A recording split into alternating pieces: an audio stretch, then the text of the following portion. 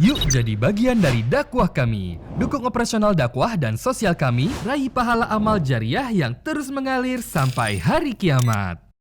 Selanjutnya kita mungkin beranjak ke masalah ibadah, Ustaz. Karena insya Allah mungkin sebentar lagi kita akan segera memasuki bulan Muharram. Dan mungkin kita belum mengetahui kembali bulan Muharram sendiri apa sih yang terkandung di dalamnya. Mungkin sejarah-sejarahnya agar kita lebih termotivasi, Ustaz, untuk beribadah di bulan ini. Bulan Muharram, salah satu bulan yang dimuliakan. Bulan Hurum namanya ya. Bulan yang dimuliakan. Allah sebutkan dalam surah At-Taubah di ayat 36-nya. Inna iddata syuhuri indallahi 12 syahran fi kitabillah yawma khalaqas samawati wal arda minha arba'atun hurum dzalika dinul qayyim fala tadlimu fihinna anfusakum. Al-ayah, masih dalam ayat tapi ini saksi bahasan. Ini sudah sering kita sampaikan ayat ini ya.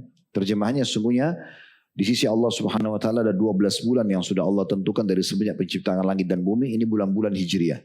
Muharram yang pertama, ini yang tadi ditanyakan. Bulan Safar yang kedua, Jumadil Ula, Rabiul Awal yang ketiga, Rabiul Tsani yang keempat, Jumadil Ula yang kelima, Jumadil Tsani yang keenam, Rajab yang ketujuh, Sya'ban yang kedelapan, Ramadan ke-9, Syawal ke-10, Dzulqa'dah 11 dan Dzulhijjah bulan 12. Allah mengatakan ini sudah Allah tentukan harusnya menjadi pertanggalan kita dari semenjak penciptaan langit dan bumi, dan diantaranya ada 4 bulan yang dimuliakan. Itulah ajaran agama yang lurus, maka jangan kalian zalimi diri kalian di 4 bulan itu secara khusus. Nah, Nabi Muhammad SAW menjelaskan 4 bulan ini adalah bulan Rajab yang terhimpit antara Jumadi dan Sya'ban, dan 3 bulan berturut-turut. Dzulqa'dah, Dzulhijjah dan bulan Muharram. Jadi kita sekarang di akhir bulan Dzulhijjah. Kita masih ada di salah satu bulan yang dimuliakan. Dan nanti bulan Muharram masuk bulan juga yang dimuliakan. Di sini ada perkataan Ibnu Abbas radhiyallahu anhu pada saat menafsirkan At-Taubah ayat 36 ini, bahwasanya Allah memuliakan bulan-bulan 4 ini berarti menandakan dosa apapun yang dikerjakan di situ akan dilipat gandakan hukumannya, dan amal soleh apapun akan dilipat gandakan balasannya. Itu juga dinukil dari perkataan Qatadah rahimahullah dan beberapa ulama-ulama hampir sepakat dengan masalah itu. Jadi yang pertama, karena dia adalah salah satu dari bulan yang dimuliakan.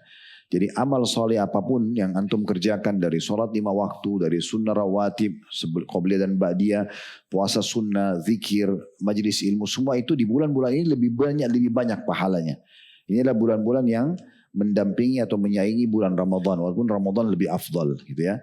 Itu yang pertama. Yang kedua, memang di bulan Muharram ini ada satu kejadian dan dianjurkan memang kita untuk berpuasa.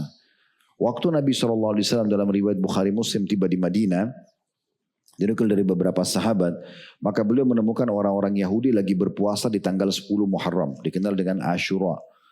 Maka pada saat itu pun Nabi SAW bertanya, kenapa? Orang Yahudi, kenapa kalian puasa? Mereka bilang karena hari ini Allah menyelamatkan Bani Israel dan juga Nabi Musa. Maksudnya dari kejaran Fir'aun. Maka Musa pun berpuasa karena tanda syukur. Kami pun mengikuti itu. Maka kata Nabi SAW, kami dan aku lebih berhak mengikuti Musa daripada kalian. Maka Nabi SAW memerintahkan untuk berpuasa di tanggal 10 Muharramnya. Nah seperti kemarin bulan Dzulhijjah, kita yang sedang tidak haji puasa tanggal 9, hari Arafah, bisa mengampuni dosa setahun yang lalu dan setahun akan datang. Nah di bulan Muharram di tanggal 10-nya, Ashura ya, hari 10-nya. Itu kata Nabi SAW dalam hadis Muslim, itu bisa mengampuni dosa setahun yang lalu. Jadi satu hari puasa mengampuni 365 hari dosa gitu ya.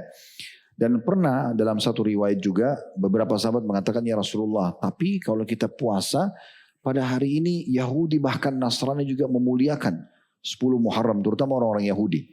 Maka Nabi SAW mengatakan, kalau kita masih hidup atau saya masih hidup tahun depan, saya akan ikutkan dengan 9-nya, Tasu'a, tanggal 9. Tujuannya agar tidak sama dengan orang-orang Yahudi.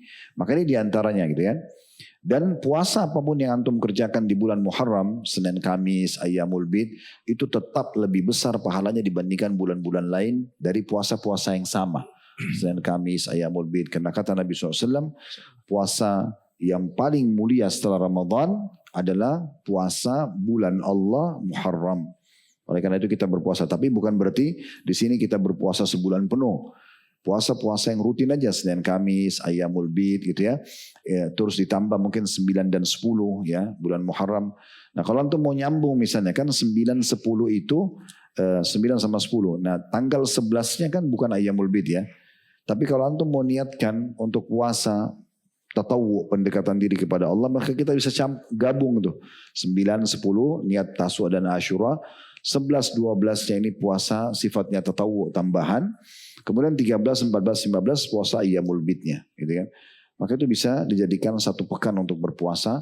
Ya ini Allahu alam. Kalau yang lainnya saya tidak ingat sekarang apakah memang ada tambahan-tambahan berhubungan dengan masalah kejadian di bulan Muharram itu ya. Kalau dihubungkan dengan masalah peperangan, cukup banyak peperangan yang terjadi di bulan Muharram dan itu mungkin tidak perlu menjadi bahasan kita. Ya. Oke, syukran Ustaz.